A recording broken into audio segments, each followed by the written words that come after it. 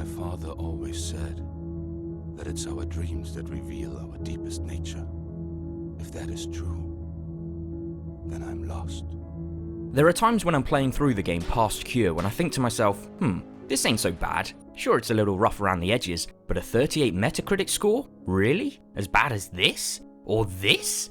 I don't get what everyone's complaining about. What is this game about? What's the story? The story is it's a mix about the movies Inception and Fight Club and a little bit of John Wick. But yeah, with a relatively small team, we wanted to make this. Oh God. What is it? There's a draw. There are moments that are pretty good. Not great, but good. It's got an intriguing setup, satisfying headshots, even a pretty good horror section. But after playing it for a couple of hours more, the cracks began to show. This is the kind of game that gets progressively worse the further into the story you get. Then it gets good again, then terrible.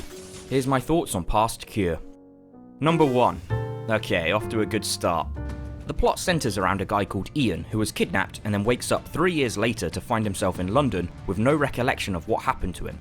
He has all of these crazy nightmares, dreams of some woman who he thinks he knows but isn't really sure, plus he gets a handful of psychic abilities. He teams up with his drug dealer, brother, to try and find out who was responsible for all of this. Now that could be an interesting story. Players will be asking, what happened to Ian? Who's the dream lady? How did he get his powers? Who the hell is this guy? By the way, don't ask me the answer to any of these because I do not know. What is it? It's a big fuck you. Damn it. It makes the first few hours intriguing. It creates a world that's creepy with some entertaining visuals. What the fuck? It does a good job of setting up all of the game's mechanics. Ian's voice acting is, Only the weak speak to themselves. But I like it. It's kind of emotionless and never really has any passion to it. But maybe that's just the way he is. It's kind of calming, kind of puts you to sleep. Eventually his brother finds a clue to the mystery, so Ian sets off on his own to use his stealth and his fighting skills to get to the bottom of things. Number 2. I have the power, kind of. So Ian has 2 psychic abilities. One, he can slow down time, making gunfights all the more exciting.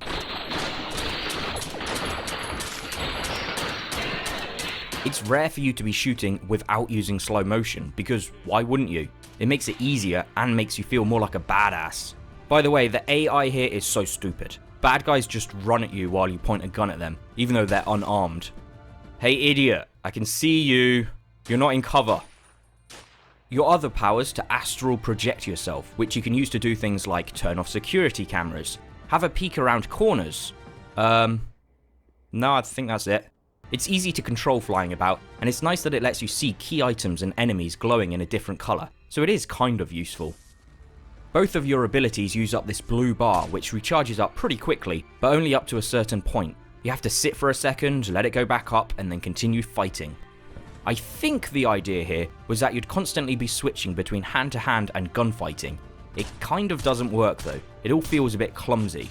It's like the graphics, at a distance everything seems fine, but take a little look closer and oh dear. Number 3. Oh boy. I think I realised things were getting bad as soon as the first main mission began. I had done what I thought was a tutorial level, only to see that I was actually halfway through the game. You see, it's kinda short, which makes it all the more surprising that some sections are repeated over and over again. For example, need to fight your way through a hotel car park? Well, better bring a packed lunch because you're going to be fighting floor after floor after floor.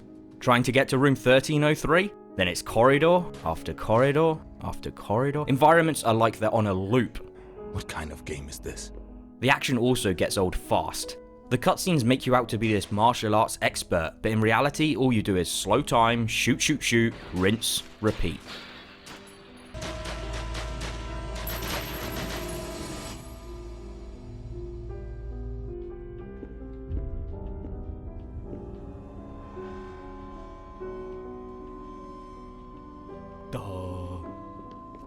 Things do get drastically better when they take a dark turn and hit a spooky horror section. This bit's surprisingly good. It's got good puzzles, but more importantly, a really good atmosphere. There's a lot of weird stuff in the game, and I wish there was more of this. Just like I wish the game had more than 4 guns. Number 4. The boss fights suck.